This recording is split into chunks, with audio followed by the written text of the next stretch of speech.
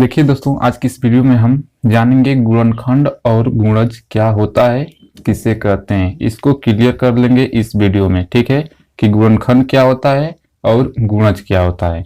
तो मैं आपको बताऊंगा सबसे पहले गुणनखंड यानी कि गुणनखंड क्या होता है। जैसे क्वेश्चन में आपसे कहीं पूछ दिया जाता है कि आप बताइए कि 24 का गुणनखंड क्या, 24 का गुणन खंड क्या होगा। कुछ इस प्रकार से आपको क्वेश्चन मिल जाता है, ठीक है। तो देखिए गुणनखंड कैसे निकालते हैं, आपको पता होना चाहिए कि गुणनखंड क्या होता है, इसको कैसे निकाला जाता है।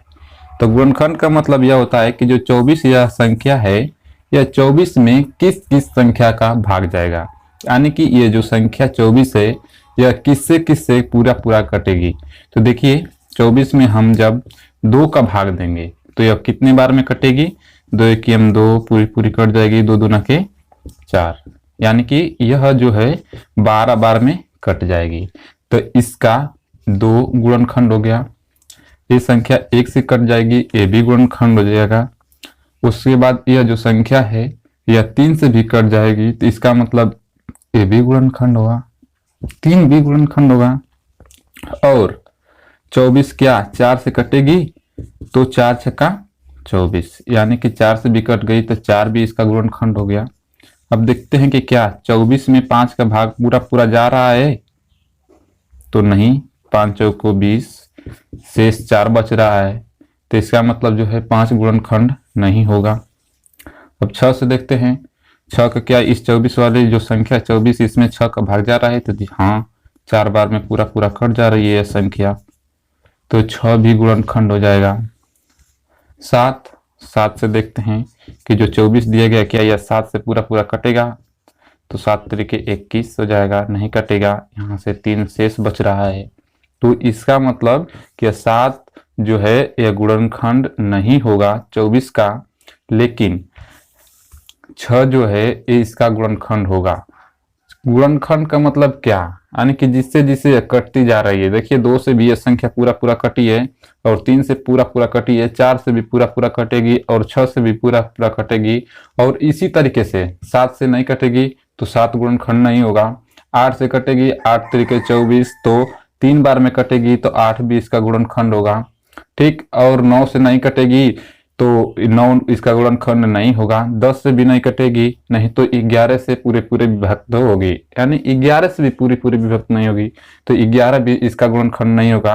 12 से संख्या जो है यह पूरा पूरा विभक्त हो जाएगी, जैसे 12 दूना के 24, तो 12 भी इसका गुणनखंड हो जाएगा। और उसके बाद न तो यह 13 से कटेगी, न तो 14 से, न 15 से, न 16 से, यह संख्या इससे नहीं कटेगी। किससे कटेगी, तो डायरेक्ट कटेगी 24 से। देखिए 24 इसका गुणनखंड हो गया, यानी कि ये जितनी भी संख्याएं हैं यह क्या है, इस संख्या का सभी गुणनखंड हैं, इसी को कहते हैं गुणनखंड। यानी कि जिस जिस संख्या से भाग चला जाता है इस संख्या में उसे कहते हैं गुणनखंड, ठीक है। इस संख्या का गुणनखंड यही होता है। कुछ इस प्रकार से हम गुणनखंड निकालते हैं, इसी को कहते हैं गुणनखंड। आइए समझ लेते हैं कि गुणज क्या होता है। गुणज, जैसे मान लीजिए कोई आपसे क्वेश्चन कर दिया कि यह बताइए कि 4 का गुणज क्या होता है, 4 का गुणज क्या होता है, ठीक है। कुछ इस प्रकार से आपसे कोई क्वेश्चन कर दिया तो आपको बताना है 4 का गुणज, तो आप क्या करेंगे, 4 का पारा लिख देंगे जितना तक संभव हो सके। जैसे 4 में एक बार 1 का गुणा करेंगे तो कितना होगा 4, और 4 में जब 2 का गुणा करेंगे कितना होगा 8, 4 में जब 3 का गुणा करेंगे कितना होगा 12। इसी तरीके से बस 4 का टेबल लिखते हुए चले जाना है आपको जहां तक संभव हो सके, यानी कि इनफाइनाइट तक जाएगा ये।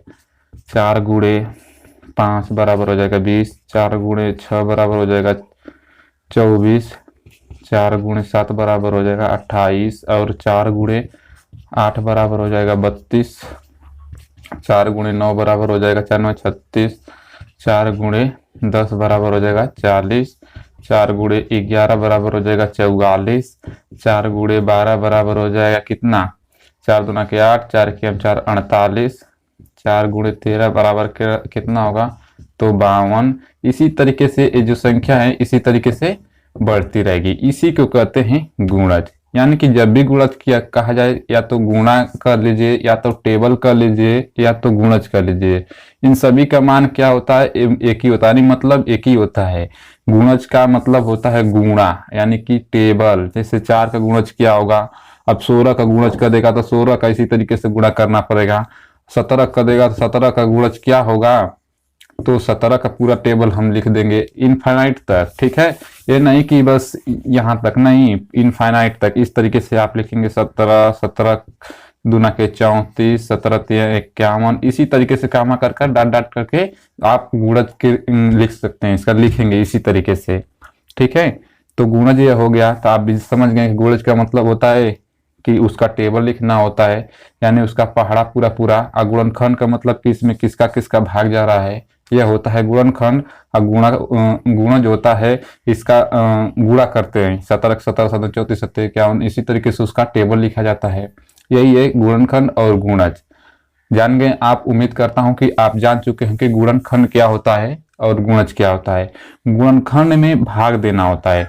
जो संख्या से आपसे, जैसे मान लीजिए 24 है चाहे 36 है, अगर इससे आपको पूछा जाएगा कि इसका गुणनखंड क्या होगा, तो आप क्या बताएंगे। यानी कि आपको बताना कि यह संख्या जो है किस किस संख्या से कटेगी, वही उसका गुणनखंड होगा। और कह दिया जाए कि 36 का गुणज क्या होगा, तो 36 का गुणज क्या होगा, तो 36 में 1 का गुणा करेंगे, फिर 36 में 2 का गुणा करेंगे, 36 में 3 का। इसी तरीके से आप गुणा करते चले जाएंगे। नहीं तो अगर आपको इसका टेबल पता होगा तो आप इसका चाहे तो टेबल लिख सकते हैं।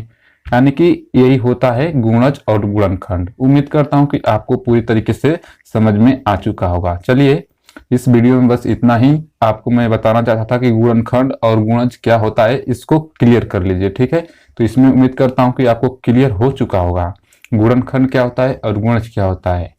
तो अगर आपको पूरी तरीके से कंफर्म हो गया है तो आप इस वीडियो को लाइक कर दीजिए और चैनल को सब्सक्राइब कर लीजिए, ताकि हमको पता हो सके।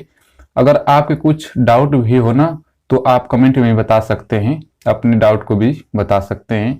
इससे हमको पता चलेगा कि हाँ, अगर कोई कमी रह जाती है तो मैं उसको नेक्स्ट वीडियो में उस आपके जो क्वेश्चन है जो नहीं समझ में आया, उस क्वेश्चन के साथ मैं वीडियो बनाऊंगा और आपको अच्छे तरीके से उसको डिटेल में एक्सप्लेन करूंगा। ठीक है, तो जल्दी से वीडियो को लाइक कर दीजिए और चैनल को सब्सक्राइब कर नोटिफिकेशन बेल आइकन को ऑन कर लीजिए। चलिए, मिलते हैं नेक्स्ट वीडियो में। तब तक के लिए गुड बाय, जय हिंद, वंदे मातरम।